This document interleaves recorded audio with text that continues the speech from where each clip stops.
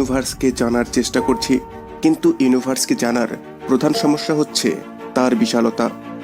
ইউনিভার্সের বিশালতার কল্পনা আমরা এইভাবে করতে পারি। মনে করুন একটি মোটরের মধ্যে কিছু পোকা আছে, আর ওই মোটরটি অনেকগুলো মোটরের সাথে একটি বস্তার মধ্যে ভরা আছে, আর এরকম হাজারো বস্তা মোটর আছে, আর ওই হাজারো বস্তা মোটর একটি জাহাজের মধ্যে আছে, আর ওই জাহাজটি সমুদ্রে ভাসছে। এখন ওই মোটরে থাকা পোকাটি সমুদ্রের সম্পর্কে জানার চেষ্টা করছে। এই কল্পনাতে নিজেকে পোকা মনে করুন, আর সমুদ্রকে মনে করুন আমাদের এই ইউনিভার্স। ইউনিভার্স ভীষণই জটিল। প্রাচীনকাল থেকেই এটাকে নিয়ে অনেক ধরনের তর্ক বিতর্ক চলে আসছে। বিজ্ঞানীদের মধ্যেও এটাকে নিয়ে এক একজনের এক এক রকমের মত এবং সিদ্ধান্ত। বন্ধুরা, ভিডিওটিকে মন দিয়ে শেষ পর্যন্ত দেখুন, কারণ ভিডিওটি ভীষণই ইনফরমেটিভ হতে চলেছে। ভিডিওর কিছু বিষয় কিছুটা জটিল হতে পারে, যা সহজে নাও বোঝা যেতে পারে। যেমন ওই সময়ও ছিল না। প্রফেসর স্টিফেন হকিং বলেছিলেন এই ব্রহ্মাণ্ডকে ঈশ্বর তৈরি করেনি।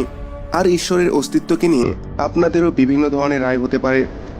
আমাদের এই ইউনিভার্স আমাদের থেকে শুরু হয়ে সব গ্রহ, তারা, গ্যালাক্সির ভেতরের সমস্ত বস্তু, সম্পূর্ণ ব্রহ্মাণ্ডের খালি জায়গা, সব ধরনের ম্যাটার পদার্থ, সব ধরনের এনার্জি, এই সব কিছু মিলেই তৈরি হয়েছে আমাদের এই ইউনিভার্স।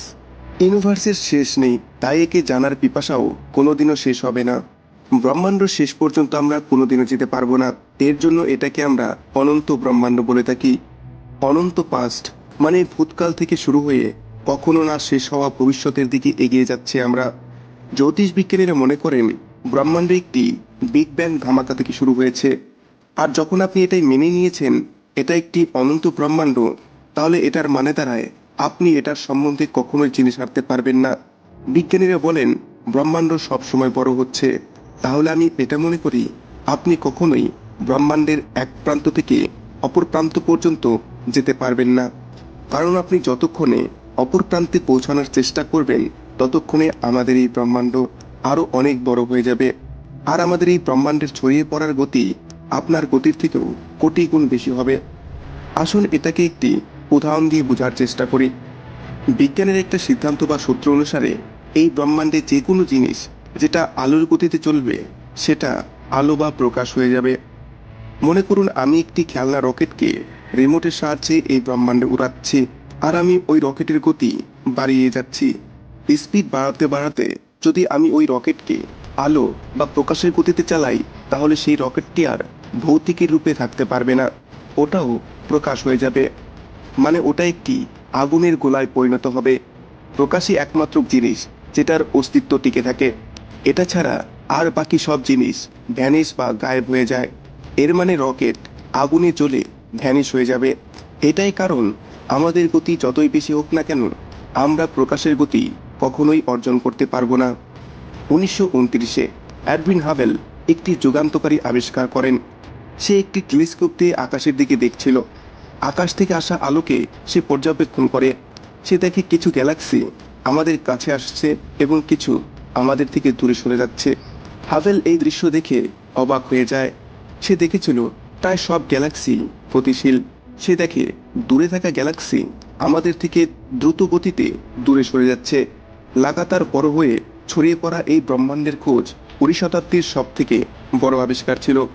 এই আবিষ্কারের পর থেকেই বিজ্ঞানীরা এটা ভাবতে লাগলেন কি, তাহলে কি আমাদের এই ব্রহ্মাণ্ড কখনো শুরুও হয়েছিল? যেহেতু গ্যালাক্সি একে অপরের থেকে দূরে সরে যাচ্ছে, তার মানে একটা সময় এমন ছিল এরা খুবই কাছাকাছি ছিল। হয়তো 10 থেকে 20 বিলিয়ন বছর পূর্বে ব্রহ্মাণ্ডের সব কিছু একটা জায়গাতেই ছিল, এবং তারা এতটাই কাছাকাছি ছিল যে ব্রহ্মাণ্ডের সমস্ত বস্তু একটি বিন্দুতে ছিল। এর মানে সম্পূর্ণ ব্রহ্মাণ্ড একটি বিন্দু রূপে ছিল, যেন ছোট্ট একটি বলের মধ্যে সম্পূর্ণ ব্রহ্মাণ্ডকে ভরে দেওয়া হয়েছিল।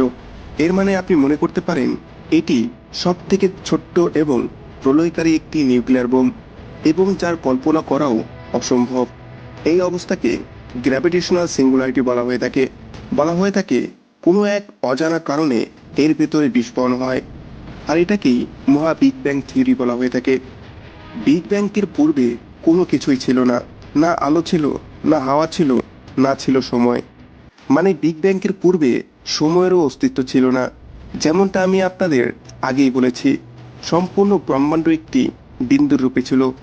আর ওই সময় মহাশূন্য, ব্রহ্মাণ্ড সব কিছু ওই বিন্দুটির ভেতরে লুকোনো ছিল। আর বিগ ব্যাং হওয়ার পর সব কিছুই হঠাৎ করে অস্তিত্বে চলে আসে। কিন্তু এটা হওয়ার কোনো সঠিক কারণ ছিল না। আর এটার কোনো মানেই হয় না কোনো জিনিস বিনা কোনো কারণে অস্তিত্বে চলে আসবে।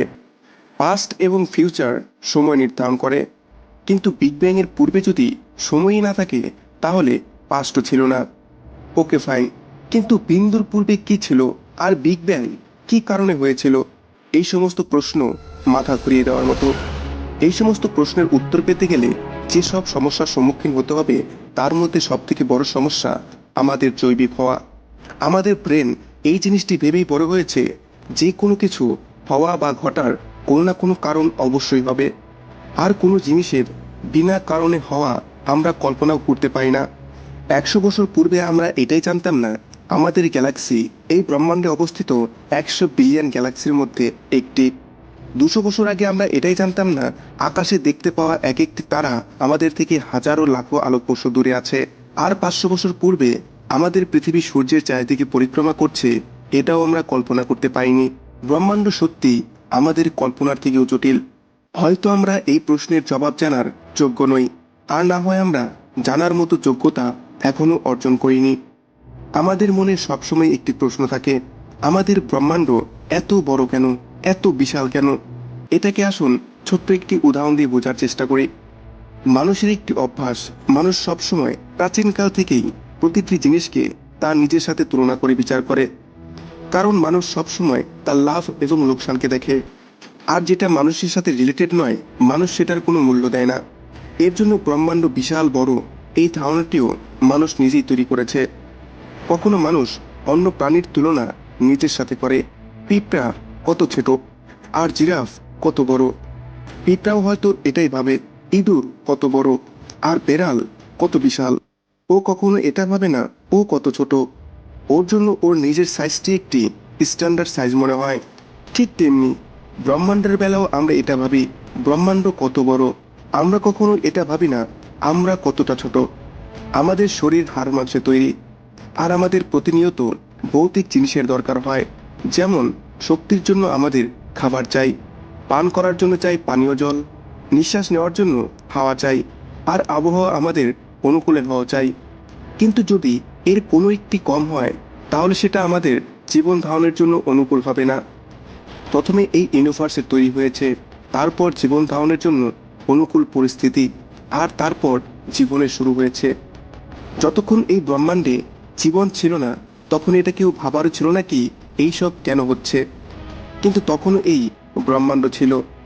আর আজ আমরা ভাবছি আমাদের পূর্বেও ব্রহ্মাণ্ড ছিল। ব্রহ্মাণ্ড তার নিজের মতো করে চলছে। আপনি এই কথাটি হয়তো অবশ্যই শুনেছেন, এভরিথিং কাম ফ্রম নাথিং। আর আমি জানি এই কথাটি শুনে আপনি হয়তো হেসেছেনও, কিন্তু এটা অবশ্যই ভাবনার একটি কথা। যখন আপনি বলেন নাথিং তখন সেটা সামথিং হয়ে যায়। মানে আপনি ওটার একটি নাম নাথিং দিয়েছেন, মানে আপনি ওটাকে ডিসক্রাইব করে দিয়েছেন। এখন ওই নাথিংনেস অবশ্যই কিছু, যার জন্য আপনি ওটার নাম দিয়েছেন। যখন আপনার জন্ম হয়নি তখন কি ছিল, যখন আপনি ঘুমিয়ে পড়েন তখন আপনি কি অনুভব করেন, এটাই হলো নাথিংনেস। আপনি দেখবেন আপনার শরীরে ছোট ছোট কোশিকা আছে, কোশিকার ভিতরে অণু আছে, অণুর ভিতরে পরমাণু, আর পরমাণুর ভিতরে নিউক্লিয়াস থাকে। নিউক্লিয়াসের ভেতরে প্রোটন আর নিউট্রন হয়ে থাকে, আর তার আশেপাশে আলাদা আলাদা কক্ষে ইলেকট্রন চলাচল করে।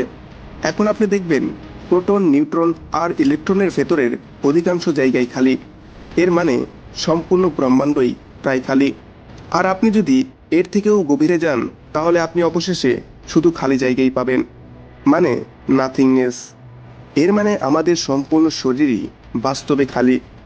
যে কোনো পদার্থ যতই শক্ত হোক না কেন ওটা বাস্তবে খালি। আমরা যা দেখি, যা অনুভব করি, বাস্তবে তার কোনো মানেই নেই। সব কিছুই বাস্তবে কোনো কিছুই না। এর জন্য আমরা এটা বলতেই পারি সব কিছুই কিছু না থেকে এসেছে। সো বন্ধুরা, আজকের এই ভিডিওটি এই পর্যন্ত।